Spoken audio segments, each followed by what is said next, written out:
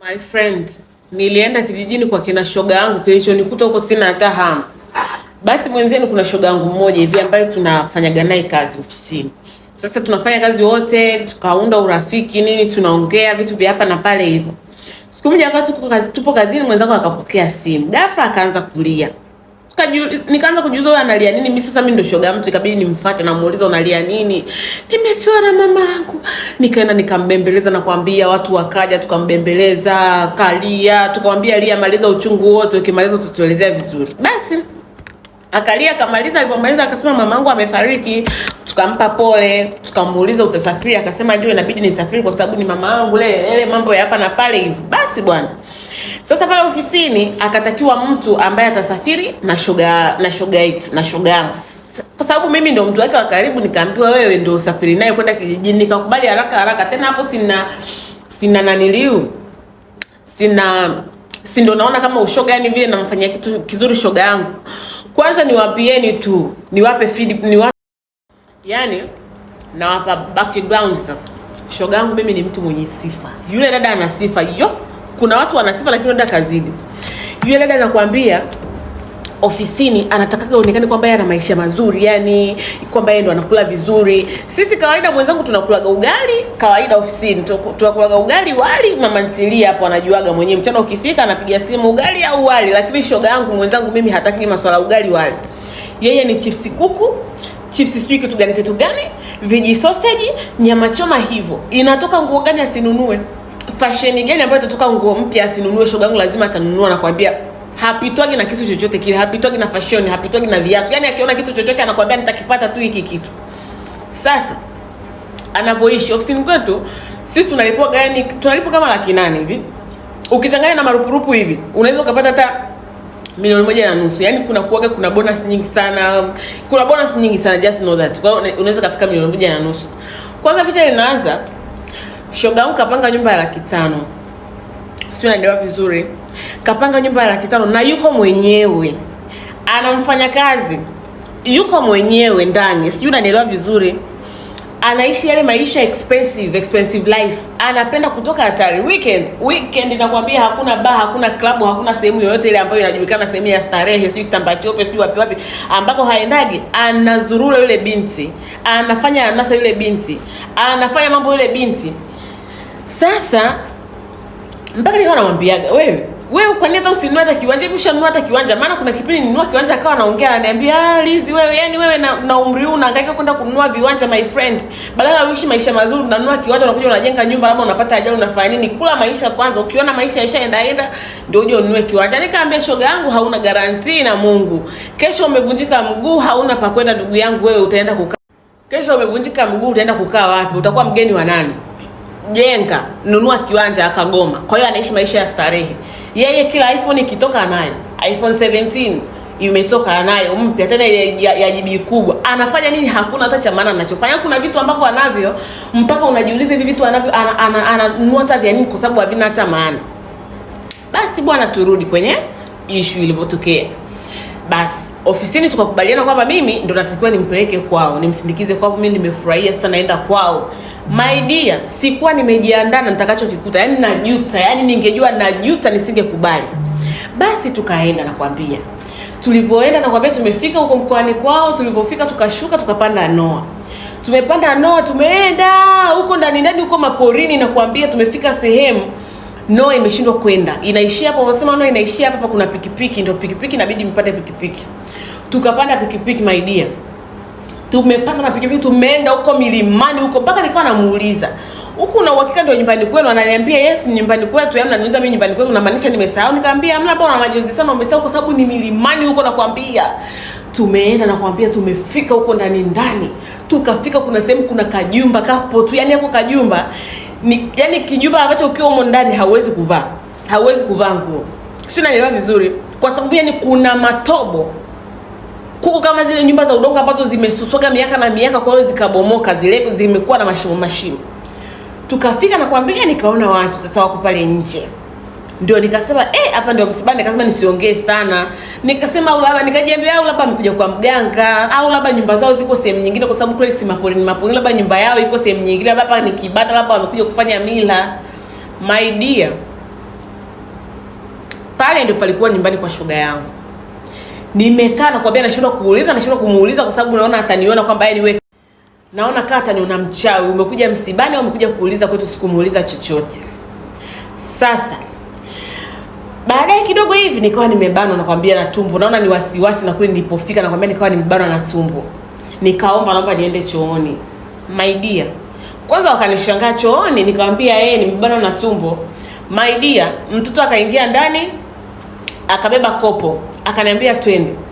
Tukawa tumeenda na kwambia mbali, tumetembea sehemu kama dakika 5. Imagine sehemu kama dakika 5. Tumefika tukakuta kuna kimto, yani kimto, sio hata kimto, ni kama kidimbu tu, kina maji machafu. Akaniambia dada, inabidi uchote maji hapa, ngoja nikuchotee nikushukie maji ya kunawa. Mimi tena haya maji ndio naenda kunawia nani leo? Mpuchocho. Nikasema haya, lakini maisha ya watu hautaki kuyafanya nini, hautaki kuyaongelea. Basi bwana. Tukaenda tumefika kwenye kichaka. Ananiambia dada hapo. Nikamwambia dada hapo nini hapo kichakani, jisaidie. Sisi ndio tunajisaidiaga huko. Tulikuwa na panga, nakwambia akachukua ile panga akafukua pale chini, akaniambia ajisaidie. Dada, njia si utaikumbuka? Nikamwambia wewe nisubiri. Naikumbuka njia wapi? Tumetembea zile ya dakika 5 maporini huko, hakuna hata nyumbani. Unaona nyumba moja, unakuja kuona nyumba nyingine mbali huko. Mimi nakumbuka wapi nisubiri, akanisubiri. Nikafanya vya kufanya pale, nakwambia kwanza hata vikarudi ndani. Nikamaliza, nikamwambia turudi, tukarudi. Tumefika pale sasa, nina kiu. Nikamfuata shoga wangu, nikamwambia nina kiu, naomba unisaidie maji. Nikamwambia zunguka huko nyuma kuna kuna tenki la maji, nenda kanywe. Chukua kikombe hichi hapa. Si ndo nikachukua kikombe? Si ndo nikazunguka huko nyuma? Sio kwa dharau jamani, my friend. Ni pipa, lile pipa la bati, yale mapipa ya bati, yale ya chuma sijui bati lile. Lina kutu. Alafu maji ni machafu na yana wadudu. Wanazunguka pale hivi. Sasa nikasema hapana, hata sina kiu. Nikasema sina hata kiu, mwenzangu kiu imeisha. Sikunywa yale maji, nikaenda nikakaa, nikamuuliza shoga yangu kwani hakuna namna nyingine ya kupata maji. Akaniambia hakuna, yani hapa inabidi labda atumwe mtu huko barabarani. Sasa tumefika nyumbani usiku, akaniambia ni kwa sababu yani saizi giza limeanza kuingia, mtu hawezi kwenda barabarani mpaka kesho. Shoga yangu nililala hivyo bila hata kunywa maji, bila hata kufanya chochote, kwa sababu my friend nisingeweza. My dear, nikaanza kujiuliza maringo yote huyu binti anayoyafanya mjini, kufuru zote anazofanya mjini, hata pipa kuwanunulia nyumbani kwao ameshindwa.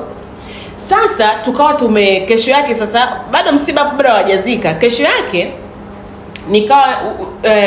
nilivyoamka nikasema jamani, mimi nina kiu, nataka maji. Ndio huyo kijana akasema ngoja niende dukani. Nikamwambia twende wote. Akaniambia dada, lakini mbali twende. Nikamwambia twende wote. Lakini sasa kila nyumba ninayofika naona tu ni nyumba za udongo, lakini zimejengwa vizuri, zimesakafiwa vizuri, at least yani zimepigwa kama plaster, yani ni nzuri tu, yani japokuwa ni kijijini lakini ni nzuri tu. Alafu nikawa naona mirija au mabomba yale yamepita huko. Nikawa namuuliza ya mabomba ni ya nini yalopita huko, inamaanisha kuna maji ya bomba? Akaniambia hakuna maji ya bomba, ila kwa watu hapa kijijini ambao wana uwezo wanachukua hizi pipe hizi mirija ya wanaunganisha huko mtoni, alafu kuna sijui ni pampu wamechangishana. Kuna pampu ambayo ina pampu maji, inasafisha maji, yanakuja majumbani kwao, lakini sisi uwezo hatuna, ndio maana sisi tunakunywa maji ya pale kwenye kidimbwi. Nikaenda dukani nikarudi. Nilivorudi nikamwambia shoga yangu hebu njoo kwanza. Nikamwambia hivi, serious kufuru zote? Akaniambia kwanza naomba niache, naomba usubiri kwanza msiba upite. Yaani hapo yeye mwenyewe akawa ananikwepa kwa sababu najua alikuwa anahisi nilichotaka kumwambia. Basi kesho yake akawa amezika msiba, tumekaa kama siku 2 hivi, ndio nikamfuata nikamwambia shoga yangu wewe, yani majigambo yote, kuongea kote, kupiga kelele kote, hapa ndio kwenu? Umeshindwa kuwapa hata shilingi, umeshindwa hata kuwapa yani hata 500. Ungewapa ingewasaidia sana, yani nyumba wange naniliu vizuri, wangechapia vizuri, wakachangia hata wachukue pampu huko, unaacha wanakunywa maji yenye wadudu. Wanaenda wananao na maji machafu kule kisimani kule, maji ambayo ukinao utapata UTI saa hiyo. Unashindwa kwenda kuwalipia ndugu zako chochote. Eti hamna, kwani mimi sina kaka zangu wao wamemoto kuko huko maporini, kwani mimi nifanye nini? Kwani mimi si mtoto wake? Kwani mimi ndio natakiwa nisaidie familia? Nikamwambia shoga yangu, ona aibu.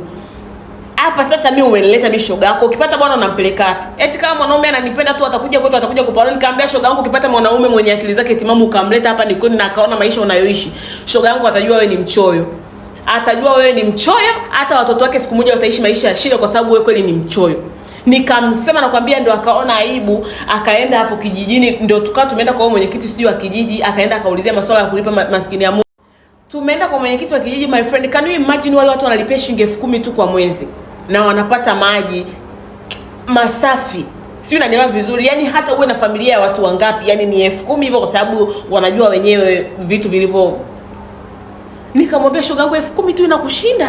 10,000 na kuwanunulia mabomba na kuwanunulia hata matenki ya kuwekea maji yale ya plastiki, unawaacha na lile dude ambalo limepasuka huku juu, nakwambia likikuchana lile unapata tetanus, unakufa hapo hapo. Shoga yangu ananiambia hamna bwana, wewe hujui. Nikamwambia shoga yangu huku uondoke, ikabidi niwe mkali, nikamwambia kanunue, kawanunulie. Ndio tukaenda mnadani, nakwambia ni mbali hatari na kwenyewe. Tukaenda mnadani, nikaenda huko nakwambia, nikawa nachagua vitu, naangalia akitaka kulipa naangalia pembeni. Nikaenda nikawachagulia vitu, nakwambia, maana kuna wadogo zake pale wameachwa wadogo, mama yao alifariki akiwa anajifungua, kwa hiyo kuna mtoto mchanga pale, maskini ya Mungu, angeishije mazingira yale.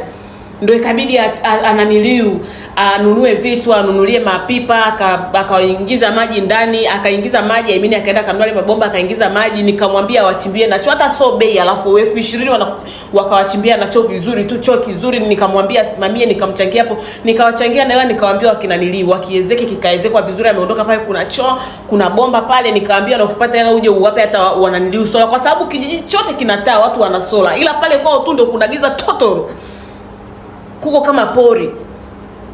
Tulivyorudi mjini, nakwambia, akaanza kuja kwa wafanyakazi wenzangu, akawa ananisema, nakwambia, nalalamika, Lizi ana tabia mbaya, Lizi ametaka kunifilisi, Lizi sijui alitaka kuingilia Lizi ameingilia mananili yetu kwa watu, Lizi sijui kafanya nini.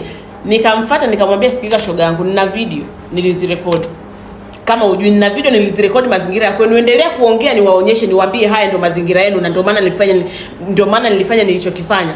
Ndio akakubali.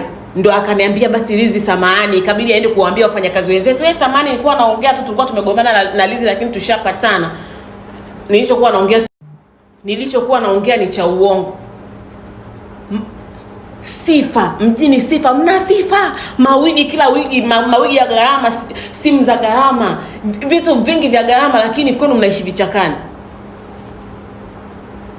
Mungu anisamehe, lakini kama una uwezo kwenu unashinda, yani kama una uwezo, yani like serious, hata choo kama una uwezo kwenu. Afu mpaka nikamuuliza, gau labda kwenu kuna historia ya uchawi? Maana unajua kuna vijiji vya uchawi ambavyo kweli ukifikiria kujenga moyo unasita, kwa sababu unajua yani ukijenga tu wachawi wa kijijini watauliza vizuri aliojenga ni nani, na cha moto utakiona.